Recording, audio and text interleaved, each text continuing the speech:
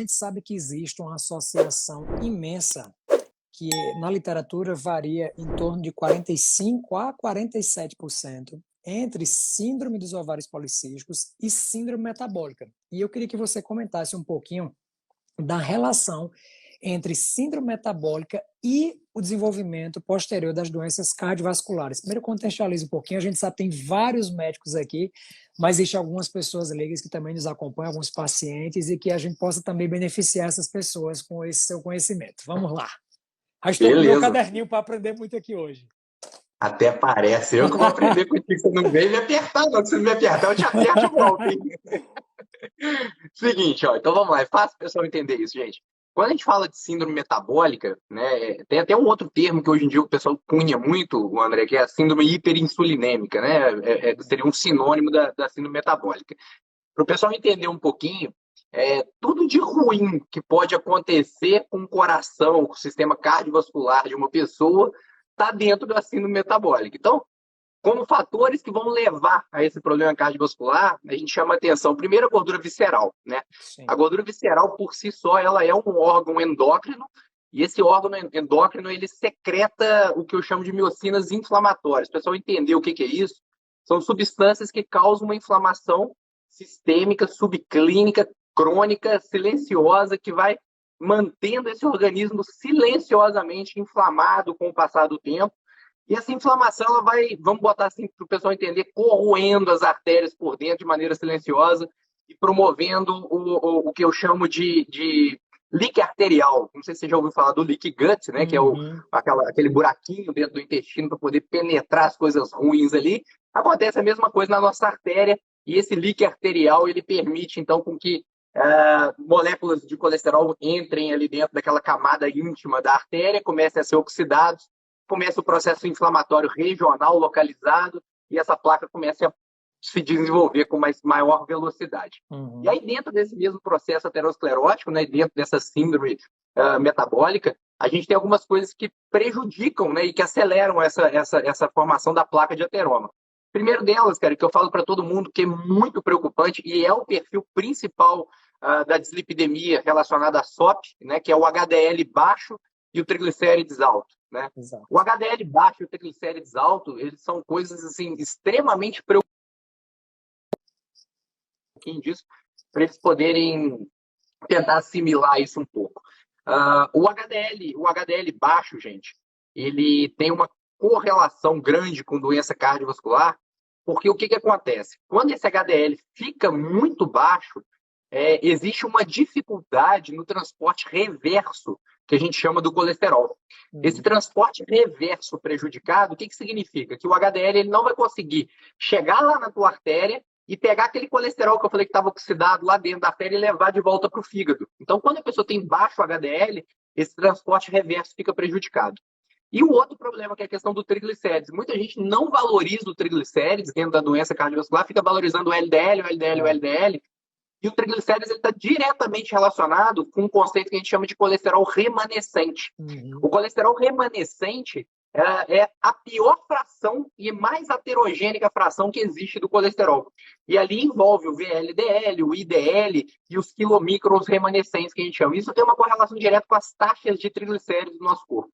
Então, uma vez, muita gente já deve ter ouvido falar da relação que o pessoal fala, né, de HDL e triglicérides. Isso. Essa é uma relação que é muito boa para a gente inferir o risco cardiovascular. Porque quando a gente tem uma relação boa, ou seja, um HDL alto e um triglicérides baixo, a gente tem um transporte reverso efetivo desse colesterol e tem pouco colesterol remanescente. Isso já deixa a gente um pouco mais tranquilo.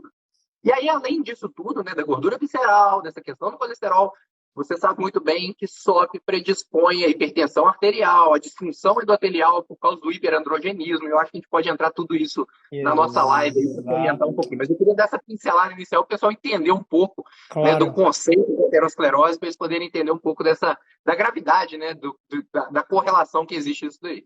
Exatamente, maravilhoso. E uma coisa interessante, Túlio, é porque assim, quando a gente está diante de uma paciente com SOP, o nosso grande olhar nunca deve ser para o ovário. o nosso grande olhar deve ser exatamente para as alterações metabólicas que essas pacientes apresentam.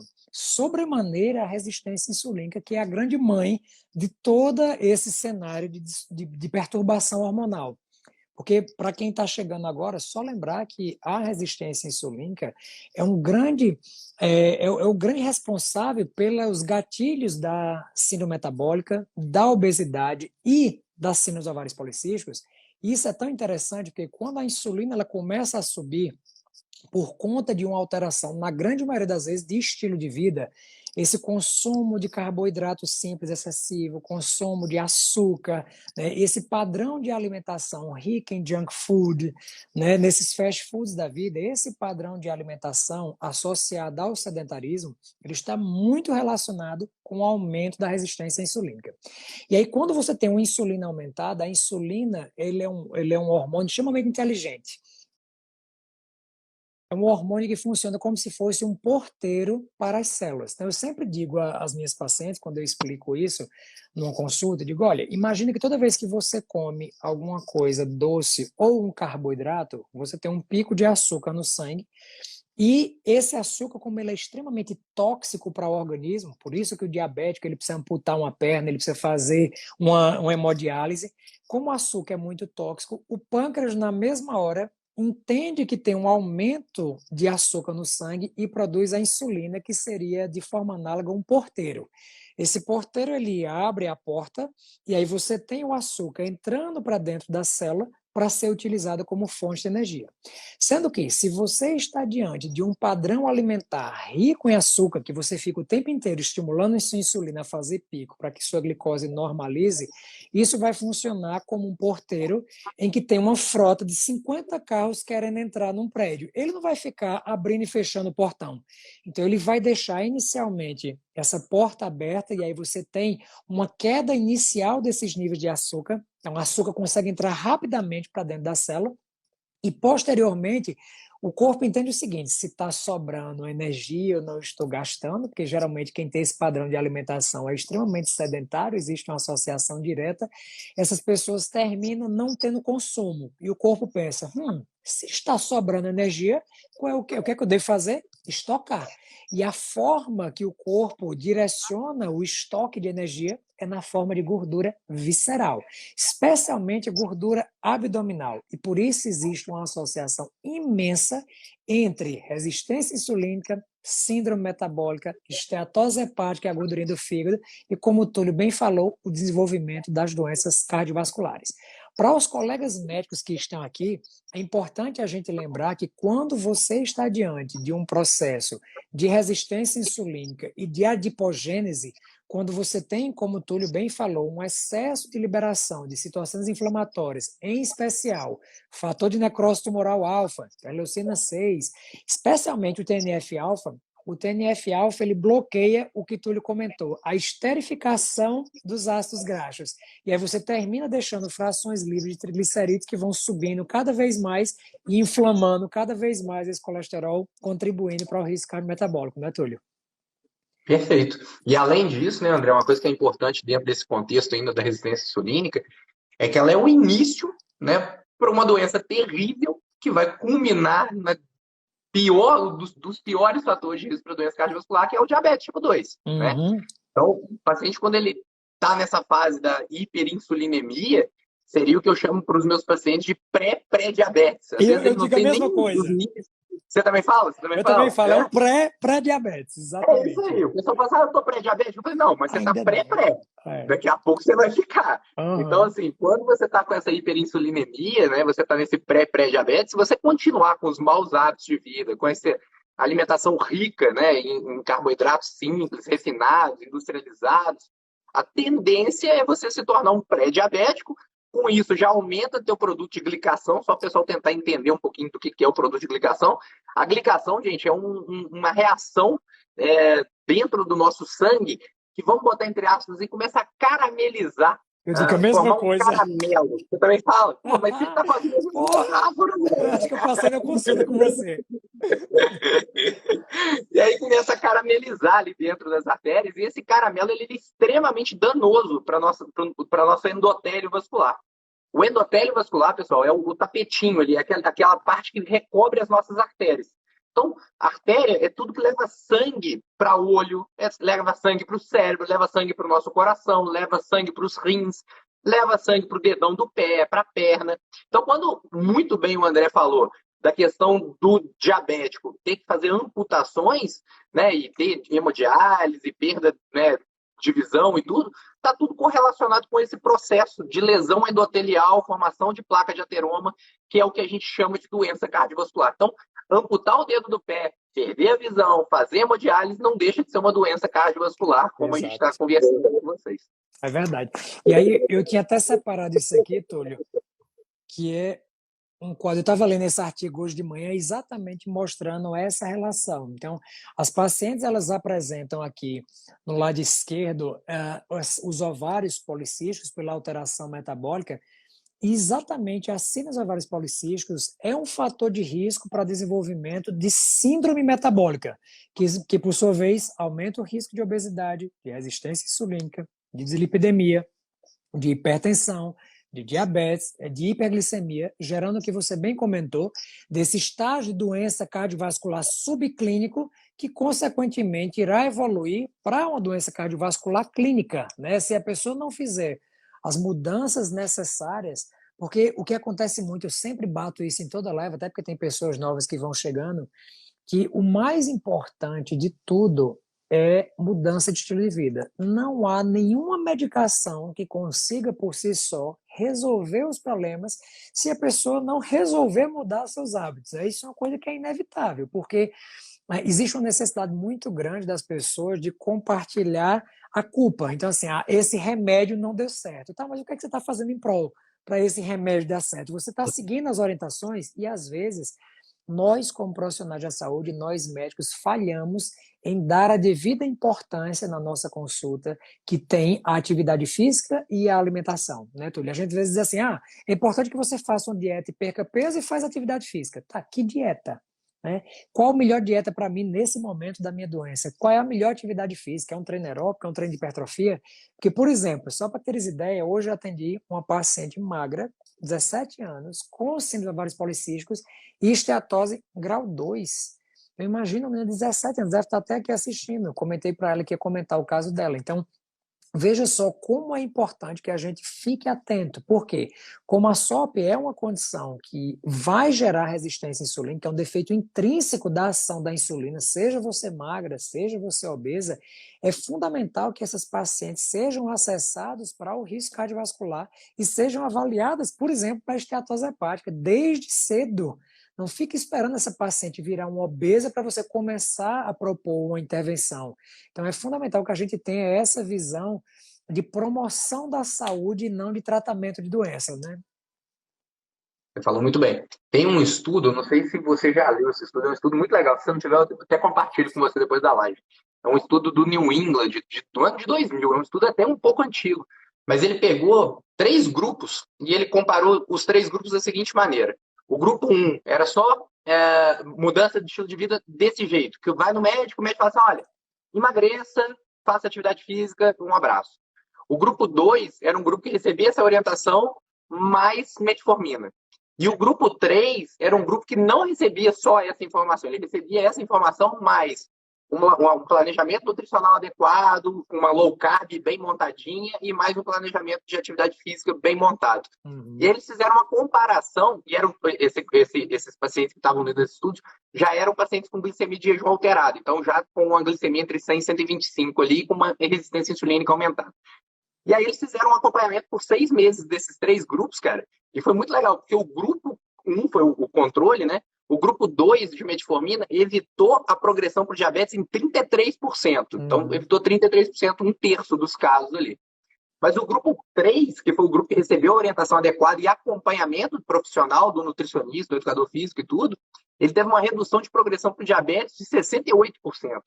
Ou seja, funcionou mais do que o dobro do que o melhor remédio para prevenção, né, de melhora de resistência insulínica. Então, esse eu acho um estudo fantástico que corrobora com a tua frase. Porque, assim, ó, se a pessoa não fizer por onde, não quiser ser tratada e não realmente fazer por onde ter os resultados que tem que ser, É. Não vai dar certo, não adianta. A gente pode até tentar, igual tem medicação, tem suplementação, tem várias coisas que a gente pode tentar usar, mas se a pessoa contribuir com mudança verdadeira de estilo de vida, o negócio anda de uma maneira muito melhor, mas muito melhor. Com certeza. E eu queria que você aproveitar e que você comentasse um pouquinho sobre a avaliação de score de cálcio. Eu tenho visto cada vez mais trabalhos de avaliação de score de cálcio, associação de identificação de risco cardiovascular com score de cálcio, era uma coisa que colocaram nas minhas caixinhas de perguntas.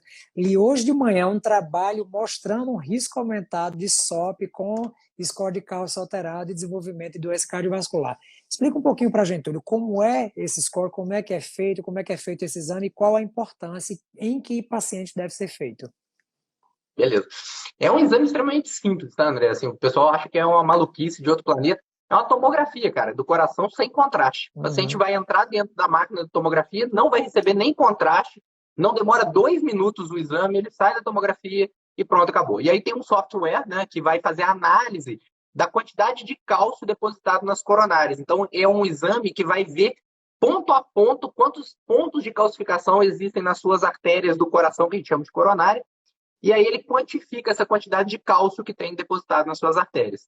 E aí ele fala para você assim, olha, vamos botar um exemplo. Ah, o score de cálcio do fulano é 0. Score de cálcio 0 significa, que, só para você ter uma ideia, que o risco cardiovascular dessa pessoa nos próximos 10 anos é de 0,5%. Ou seja, ela tem Significante. 5 chances em 1000 de ter um infarto em 10 anos. É baixíssimo. Então, coloca ela como um patamar de risco muito baixo. E aí a gente tem os percentis. O que seriam esses percentis?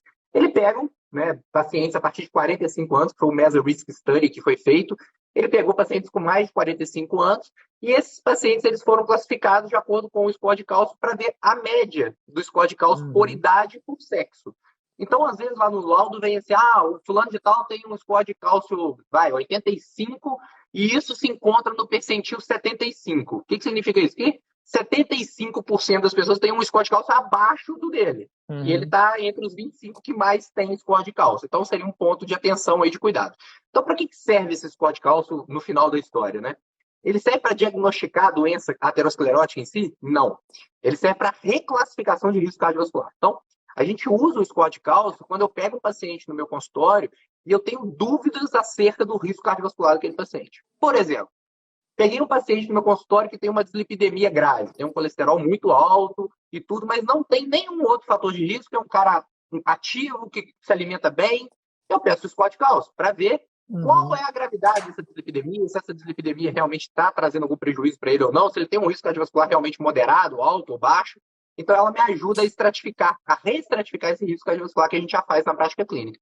Eu acho que é um exame extremamente bom, que vem para modificar a prática clínica, mas que ainda não entrou muito no rol de procedimentos solicitados e na rotina. Por quê? Porque a ANS, a Agência Reguladora dos Planos de Saúde, do Plano de Saúde nosso, não, mas é do Plano de Saúde, não é a ANS, não, é a...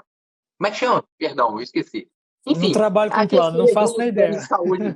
A agência que regula os planos de saúde, acho que é a ANS mesmo também, que regula os planos de saúde do Brasil, ele ainda não colocou no rol de procedimentos a liberação do score de cálcio. Então, ainda é um exame que o paciente tem que pagar. Não é um exame caro, pra você ter uma ideia, que em Juiz de Fora é em torno de R$360. Em São Paulo, onde eu atendo, é em torno de R$800, R$820. Então, lá já é um pouco mais caro, mas fica nessa faixa aí entre R$350 e R$800, em média, o exame.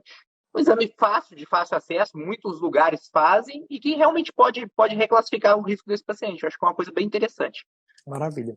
Sabes uma outra coisa interessante, você falando aí de hipercolesterolemia, e eu aproveitei e lembrei agora de um outro gancho e que até vem para mim. Porque, por exemplo, eu tenho um colesterol altíssimo desde sempre. Sempre tive um colesterol alto, sempre fui magro. Tive uma época da vida que foi acima do peso, mas eu já tive, era magérrimo, tinha, sei lá, 60 quilos com 1,80 m e continuava com meu colesterol muito alto. E aí, eu fiz um teste genético e eu tenho alteração da microbiota de algumas enzimas e eu tenho um aumento de TMAL. Fiz esse teste e tenho um TMAL aumentado.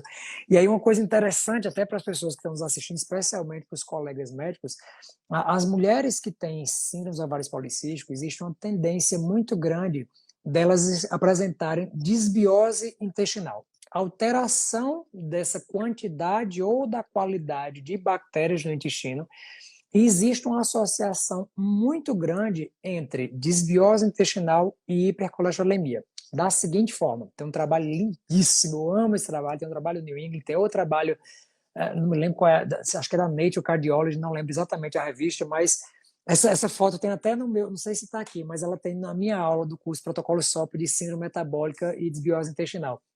E é muito interessante porque é uma coisa que aconteceu comigo. Quando a paciente com SOP, olha a importância da dieta, e prestem atenção se puder, manda para 10 pessoas, porque isso aqui que eu vou falar, vocês provavelmente nunca ouviram, e eu nunca comentei em nenhuma outra live. As pacientes com SOP que apresentam dislipidemia, ou que apresentam desbiose intestinal, se essas pacientes consomem muita colina do ovo e muita carne vermelha, elas tendem a produzir no intestino que um aumento muito grande da monooxigenase, da MAO, né, da T-MAO. E aí você tem nas pacientes com SOP uma enzima no fígado que chama flavina monooxigenase, que converte essas enzimas. Você pega a colina da sua dieta e pega a carne da sua alimentação e os fragmentos disso, e no fígado existe a produção do óxido de trimetilamina, que é dosado nos Estados Unidos. No Brasil, a gente tem eu só conheço um laboratório que a gente colhe, eles mandam para os Estados Unidos e mandam isso para a gente. O aumento da TEMAL está muito associada com a alteração de duas enzimas do fígado, a CYP7A1 e a CYP27A1. A CYP7A1 e CYP27A1. Essas duas enzimas, elas são responsáveis pelo transporte reverso do colesterol. Então, veja, às vezes, diante de uma paciente que tem desbiose intestinal, você pode, dependendo do padrão de alimentação dessa paciente, se essa paciente consome alimentos ricos em colina ou em carne, você pode aumentar o colesterol dela só por essa alteração da flora. Então, isso é uma coisa que aconteceu comigo, e eu fiz esse teste. Eu fiz o teste, eu tinha uma TMAL alta, eu diminuí e excluí por um período o consumo de ovos e lácteos e de carne vermelha, e meu colesterol, que era 320, 340, ele baixou para 170, sem eu fazer nada. Nunca usei um bloqueador de HMG-CoA redutase. Então, vê que coisa importante de como entender de microbiota intestinal e entender da relação e da importância de uma probiótico terapia, quando bem indicada, de uma mudança do padrão alimentar, você consegue mudar completamente. Porque eu sempre fui naquela, deve ser genético, todo mundo na minha família tem colesterol alto. E eu sou atleta, fui atleta de vôlei, fui atleta de natação, enfim, pratico esporte desde sempre, nunca tive uma fase da vida, mas nunca fui obeso, e sempre tinha um colesterol que as pessoas diziam, deve usar estatina. E aí vou te perguntar, quando é que deve ser utilizada estatina? Porque essa é a grande pergunta. Eu vou até abrir os comentários, né? Que agora eu vou polemizar. Toda paciente com colesterol acima de 200 deve usar estatina, doutor Túlio Sperbi? Por quê? Sim ou não? Claro que não, né? Mas antes, deixa eu comentar um pouquinho dessa parte que você falou da desbiose, que eu acho interessantíssimo, cara. Então, Eu amo, eu estou assim, vendo se eu acho aqui também. existem vários estudos, né, correlacionando TMAL aumentado com doença cardiovascular. Sim. E aí, um dos grandes erros que existem é a associação realmente do ovo e da carne com doença cardiovascular. Porque as pessoas falam assim, quem come mais ovo, quem come mais carne, tem mais TMAL, então tem mais doença cardiovascular. Não. E esquece que a base disso é a desbiose. Né? Então, o problema é o intestino, né? É isso. O que tem que ser feito é tratar o intestino dessa pessoa que tem essa produção aumentada de TMAL. Então, eu falo com os meus alunos justamente isso que você falou. Assim, nos pacientes que têm desbiose intestinal, pode ser interessante, sim, a suspensão do consumo de ovo, de carne, durante um período, até o tratamento. Exatamente, até Hoje o tratamento eu dessa como churrasco à torta à desbiose. direita. E depois voltar ao normal e tacar, né? Porque são alimentos extremamente ricos para a gente Sim. e não tem como ficar sem. Então, isso aí eu acho importante. Aliás, não tem como ficar sem, foi um exagero. Tem como ficar sem, mas assim, com para os quem cuidados gosta, né? Eu adoro, então para mim tá ótimo. Com os cuidados alimentares necessários aí para quem quiser ser vegetariano ou vegano. Com relação à tua pergunta, é óbvio que não. Tá? Eu falo isso para todo paciente meu. Assim, eu não sou contra o uso de estatina. Tá, Nem André? eu, Assim, jamais. muita gente me pergunta isso. Você é radicalmente contra o uso de estatina? Eu falei, de jeito nenhum que sou. Eu sou contra o uso de remédios sem necessidade. Aí são outros 500. Então, o que acontece, por exemplo, dentro desse certame aí? Quando a gente vai pensar em prevenção primária, ou seja, o paciente que nunca infartou, o paciente que não tem placa de ateroma grave, né, ou moderada, ou o paciente que não tem um stent, ou um paciente que nunca teve um AVC, ou seja, um paciente em prevenção primária, tá? Os estudos eles mostram o seguinte, que depende do risco cardiovascular para você indicar ou não a estatina para esse paciente. Por quê? Uhum. Vou te dar um exemplo. Se eu pegar um paciente de baixo risco cardiovascular, então peguei um paciente que tem um risco cardiovascular, a estatina, antes disso, acho que é importante explicar. Estatina reduz o risco cardiovascular de todo mundo. Então, se eu Sim. tomar estatina, vai reduzir meu risco cardiovascular. Se você tomar estatina, vai reduzir seu risco cardiovascular. Enquanto? Em 20%. Essa é a redução do risco relativo que os estudos demonstram. Então, vai ter uma redução de 20% do risco relativo. Quando a gente pega um paciente de baixo risco cardiovascular, então vou dar o meu exemplo. O meu risco cardiovascular é 2%. Se eu tomar estatina, eu estou reduzindo em 0,4%, ou seja, 20% de 2%. Ué. 0,4%. Uma redução do risco absoluto de 0,4%, o que significa isso? Que eu preciso tratar 1.000 pacientes durante 10 anos tomando estatina para evitar 4 infartos. Então, nesse cenário, eu sou radicalmente contra usar estatina, porque eu tenho que tratar 250 pacientes para evitar um infarto. Sim. Ao passo que, se eu pegar um paciente de alto risco cardiovascular, exemplo, paciente com histórico familiar importante, diabético, com uma dislipidemia importante, tabagista, que vai ter um risco cardiovascular em torno aí, vai de 20%. Então, 10 vezes acima do meu risco. Uhum. A redução do risco absoluto desse paciente vai ser de 4%. Então, a gente está falando de 20% de 20%, vai dar 4%. 4% significa que eu preciso tratar 25 pacientes para evitar um infarto. Aí já começa a ficar bem interessante. Bom, a gente tem que fazer esse cálculo, o pessoal não entende o que é isso, você sabe muito bem que é o NNT, número necessário para tratar. E a gente, quando faz esse cálculo, já é um cálculo que está automático na minha cabeça. Durante a consulta, eu vou avaliando o risco do paciente, calculo o risco do paciente. E indico a estatina não por níveis lipídicos, e sim pelo risco cardiovascular do paciente. Esse aqui é o grande segredo, mas que, infelizmente, poucos colegas fazem isso, poucos colegas entendem disso e acabam ficando nisso que você falou. Colesterol acima de 200, então vamos entrar com estatina. E aí, muita gente tomando estatina sem precisar, muita gente com risco cardiovascular baixo ou moderado tomando estatina, podia estar fazendo outras estratégias. Não que eu não acho que não deva mexer no colesterol dessas pessoas, igual você fez. Por exemplo, o André é um paciente de baixo risco cardiovascular, mas tem um colesterol horroroso. Cara, ele é um paciente de baixo risco cardiovascular, mas se ele continuar com colesterol horroroso cronicamente, isso lá na frente vai dar problema para ele. Claro. Então, o que a gente tem que fazer? Traçar alguma estratégia para o André para poder mudar. No teu caso, o que foi? Suspensão, tratar desbiose e voltar à vida normal. Coloquei minha meta. Se não resolvesse, eu ia entrar. Obviamente que eu não vou ser, né, negligente. Não ia. Se você passasse em consulta comigo, não ia deixar você entrar. Eu também não. Você ia entrar com algum outro fitoterápico, algum fitonutriente, mas eu não ia deixar você entrar com estatina, não. Eu tô brincando, eu não entro não, porque eu cuido muito da minha testosterona, eu cuido da bichinha. Não, e é muito interessante. Só para quem está aqui nos assistindo, eu já comentei em outra live, a estatina é uma medicação, como tu já comentou, maravilhosa, mas que infelizmente tem sido utilizada assim, de forma indiscriminada, por vezes sem muita indicação.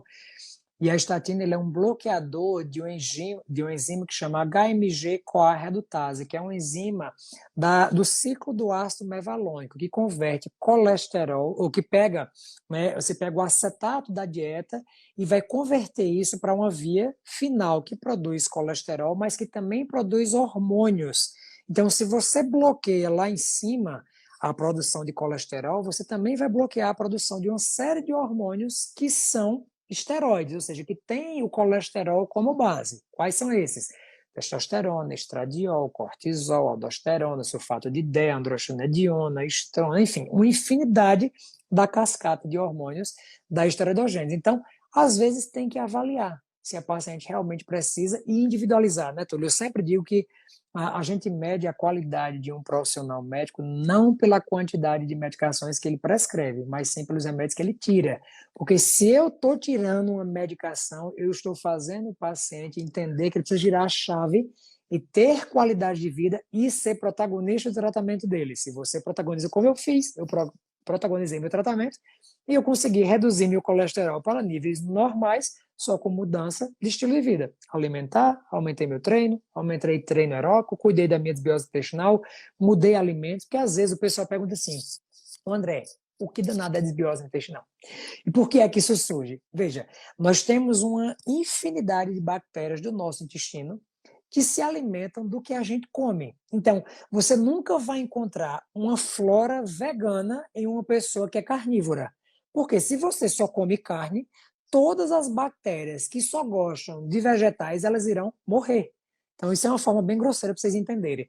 E da mesma forma, o contrário também acontece. Se você está diante de uma pessoa que só come vegetais, as bactérias proteolíticas que dependem de proteína, elas também não vão sobreviver. Então, você seleciona a sua flora intestinal baseado no que você come. E existem testes genéticos para que você possa identificar qual é o seu padrão de flora intestinal.